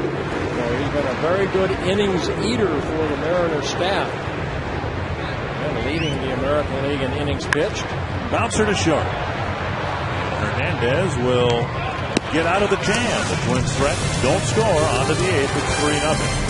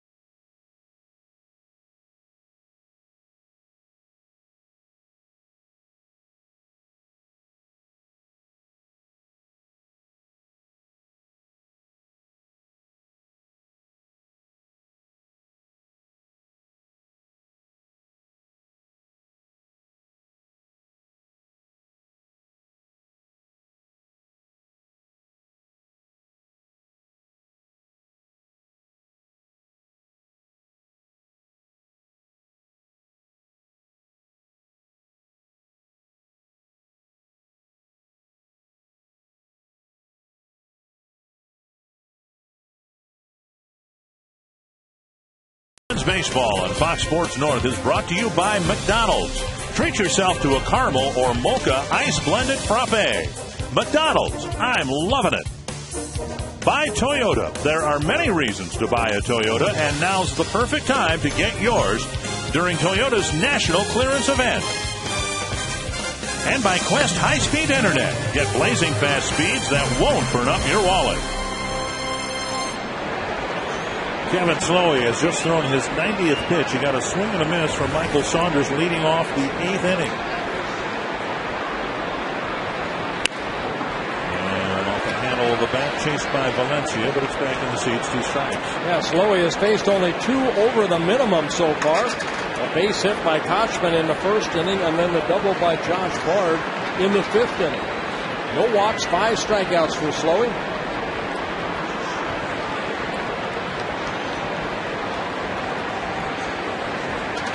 Face a guy like Hernandez, you know you have to be at the top of your game.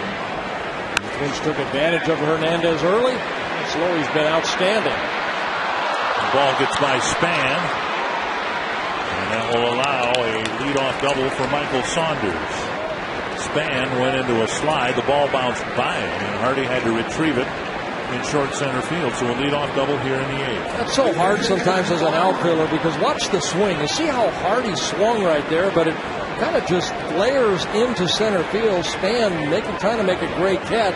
The ball ends up getting by him. It's a shortstop, J.J. Hardy, that has to go get it. So Saunders with his 9th double of the year, 3rd hit off of Slowey. It's a leadoff double here in the 8th. They'll get the Twins bullpen fired up. Here's Josh Bard. And there's strike one. Bard doubled his last time up. Well, doing a good job of getting strike one. 25 batters, 19 first pitch strikes for Slowey. Swing and a miss. Now, there have been 2 other Seattle hits prior to the Blue double. Both of those came with 2 outs in an inning. This is a different matter here, a leadoff double.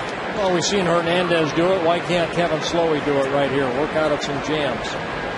Really the first jam he's been in so far. Great changeup right there that Bard swung through for strike 2. That's to left. Young retreating. And on the track makes the catch. 1 away. Saunders was retreating to the second base bag when Young made the catch for the first out. About 2 months left to go in the inaugural season here at Target Field, and you might want to think about joining the Twins on deck circle for next year. For a minimal deposit, you can put yourself in line for all the different season ticket plans.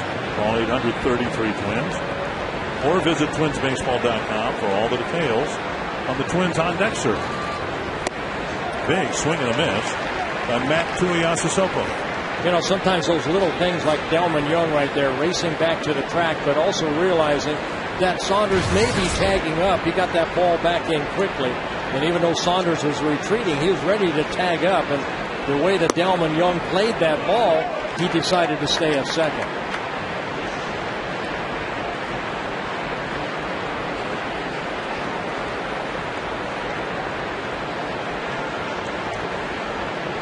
One and one to Tuiasosopo. 2-1. White Sox have gotten a couple of runs in the bottom of the 7th against Dallas Braden. Oakland leads it 5-2. John Roush and Jose Maharis loosening up.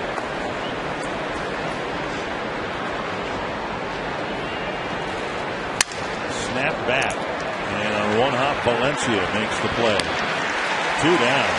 Sickening, awful sound. Had a great sound from time to time in a baseball game. I think that's another 100 trees, isn't it? Makes my hands hurt just hearing that sound. Good pitch right there by Slowey, working inner half of the plate. So he's trying to get out of this situation with the leadoff double. Well, there's 2 outs. And if you want to go into the 9th inning and pitch a shutout, Slowey has 2 shutouts. You have to go back to 2008 to get them. You want to get this guy out right here. Strike 1. 100 pitches now for Slowey. 72 have been strikes. No walks. 5 strikeouts.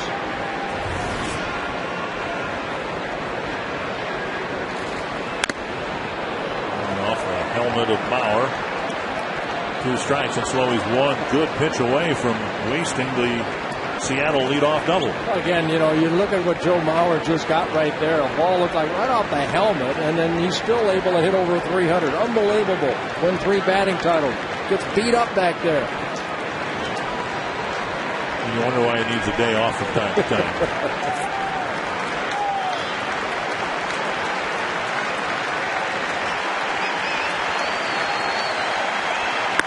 Up high, and it's 1-2. Look at Slowey. Caught the ball from Mauer and put his right foot right back on the rubber. Again, we started off with the scouting report. Continue the tempo, and he's had great tempo here tonight. Fly ball center field. Span will chase it. 8 shutout innings for Kevin Slowey. He's been marvelous tonight for the Twins.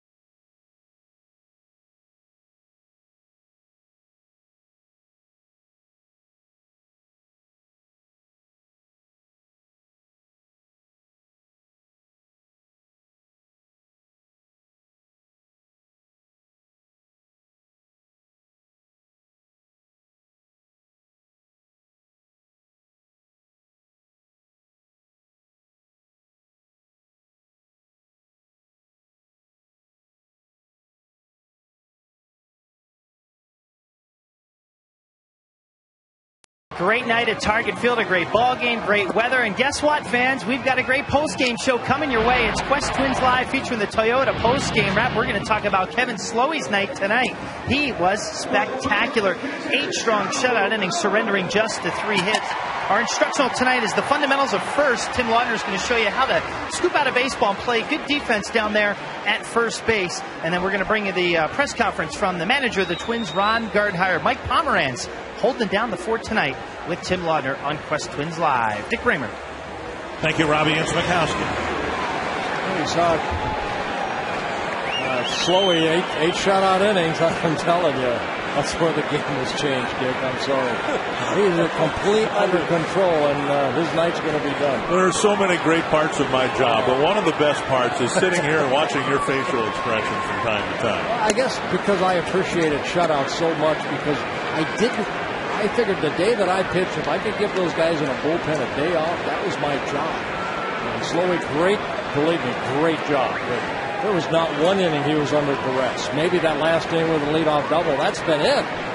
That's why I don't like the pitch count, Dick. That's why I don't like it, because those guys in the bullpen, they work every night. And here's a guy that worked last night, Jamie Wright. He threw 24 pitches in 1 shutout inning. Threw 14 for strikes. He worked the 6th inning in relief of Doug Fister last night.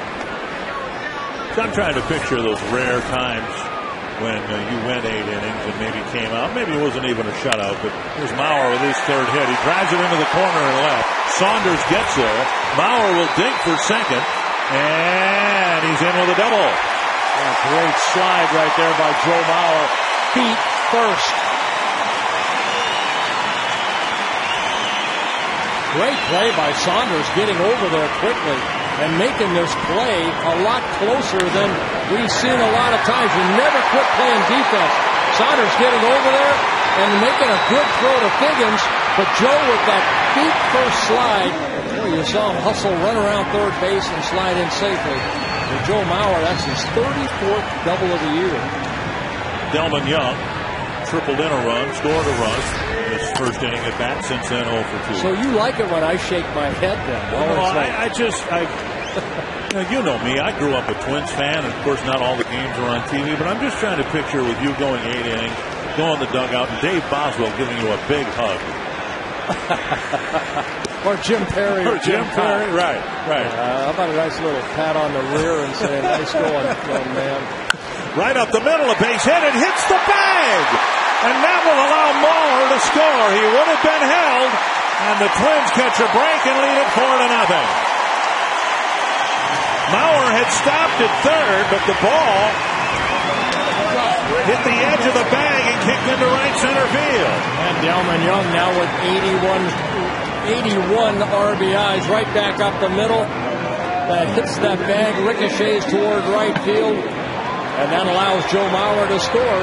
So Young picking up his 2nd RBI and his 2nd hit. And the Twins take a 4-0 lead.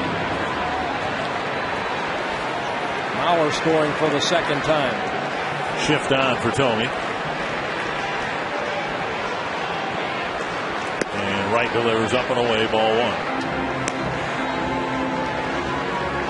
Tomey with an opposite field double. And again, look at the Twins hits. The significant hits in this game. Not one has been pulled.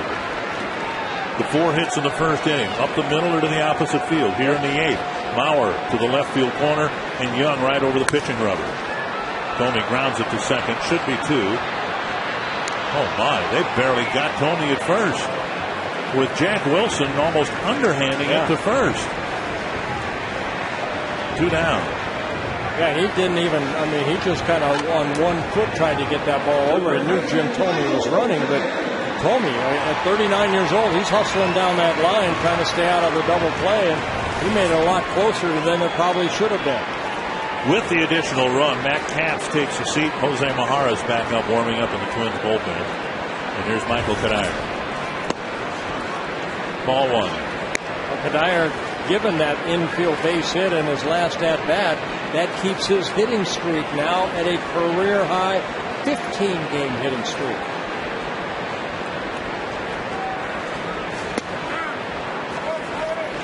One and one.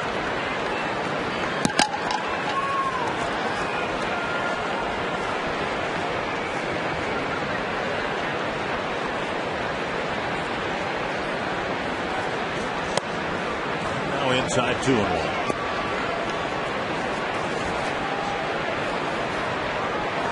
Wright was again mentioned last night. He was released by the Indians, went to the Oakland A's organization. They released him in early July, then signed with Seattle on the 15th, and he's back at the major league level. Tuiasa Sopa either caught it or it caught him. It's the end of the 8th. Twins had a run and lead 4-0.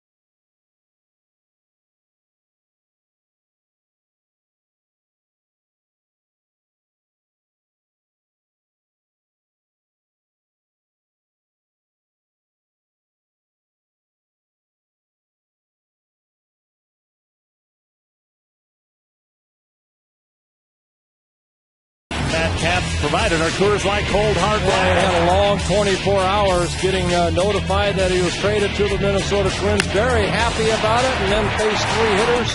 Retired all 3 batters he faced to pick up his first, and then gave up a base hit to Biggins, but then struck out Kochman to end the ball game. Picked up his first save as a Minnesota Twin, and his 27th overall on the year. And a great job by Kevin Slowey. 8 shutout innings. Second time this year Slowey has gone 8 innings in a ball game. The other one, you have to go back to April 20th when he threw 8 innings in a 5-1 win over the Cleveland Indians here at Target Field. Jose Majares coming in for the 32nd time. Majares worked in last night's ball game 2/3 of an inning, threw 9 pitches, and he had 1 strikeout. Strike 1 to Ichiro, who has not made contact yet today, at least not in fair territory. He's struck out 3 times against Kevin Slowey.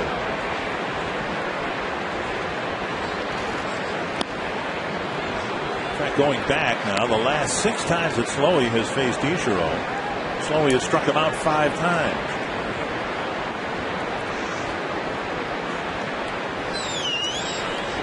One and one. And that'll drift back into the seats.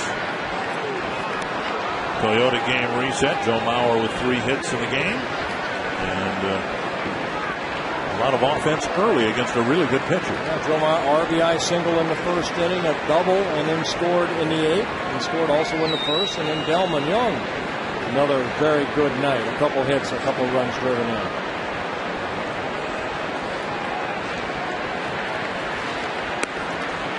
Two and two.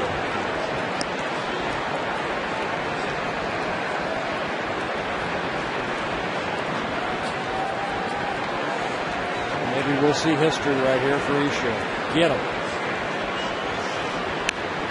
Ooh, check swing, and it sailed right over the right shoulder of Figgins. He's hoping to finish off the month of July on a very high note, a 7-game winning streak and a 15-11 mark for the month.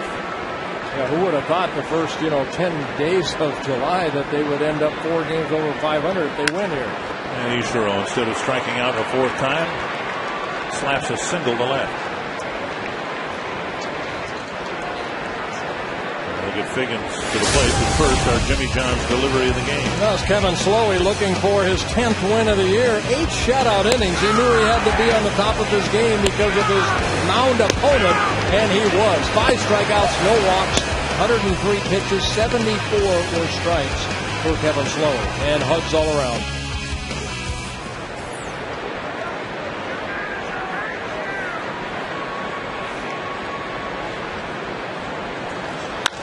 Bouncer right side. Casilla gets in front of it and gets the lead runner.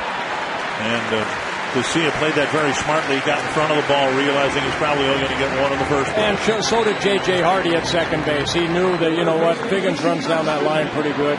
Make sure you get the lead runner, and they were able to do that. The Twins want to keep the shutout, active right here. But that's one of the plays we saw Casilla be guilty of not making last year, where he tried to do too much on plays like that. And it's nice to see again Casilla playing it smartly for the first out of the 9th inning. Here's Kochman. Strike one. Well, one thing that Ron Gardenhire said about Casilla last year is that he was struggling offensively, and he took it to him on the field defensively, and that's not the Twins' way. You struggle offensively, still we take a lot of pride in your defense, and we've seen Casilla mature with that type of situation that he went through last year. 1-1 to Kochman. And that's a positive.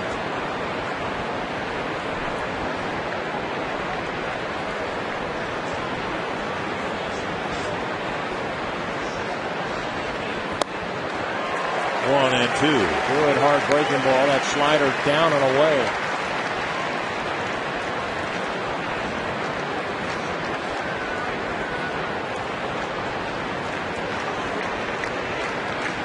With the addition of Matt Capps, that bullpen looks very solid. But if you can get your starter to go 7-8 innings, that bullpen's even going to be better. To left center field, and Delman Young with the catch. Out number 2. Dick, we talked about it, in the pregame and here. Yeah, Baker won the ballgame last night by going 5 1/3 innings. But that bullpen was taxied for 3 2/3 innings. Shutout baseball. But like here today, Kevin Slowey, 8 innings, only requires maybe, one guy, and now Slama basically just getting up to get some work in, along with John Roush. Last out for the Mariners is Russell Branyan.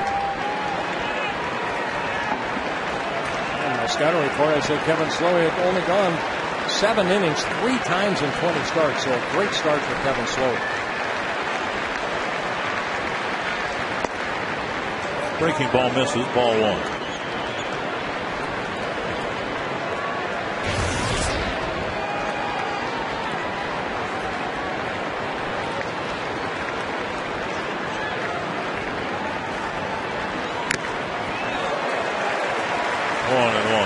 About this game too, Hernandez got on that mound, he worked quick.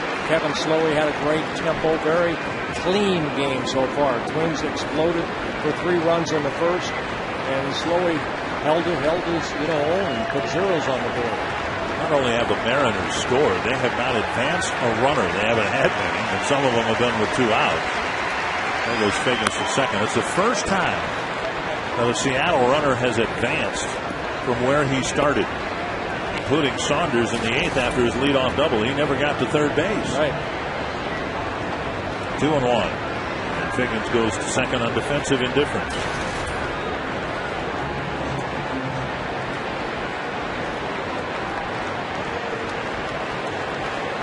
(6-2) Oakland going to the bottom of the 8th inning. The White Sox started the day a game and a half ahead of the Twins.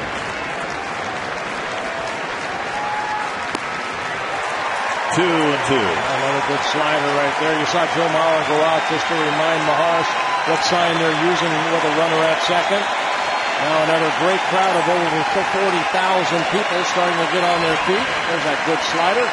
Great location.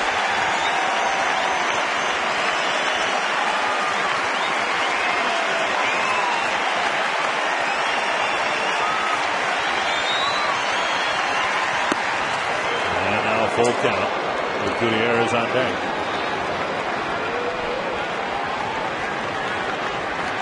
Tigers have lost. The White Sox are losing. The Twins are winning.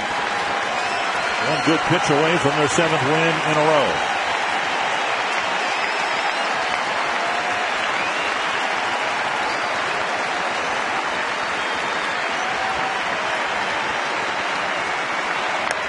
Got it! And the game ends the way it started with Tom Hallion ringing up the Seattle batter. He's going to go ice his back after this ball game, but the Twins get the shutout. Kevin Slowey gets his 10th win of the year.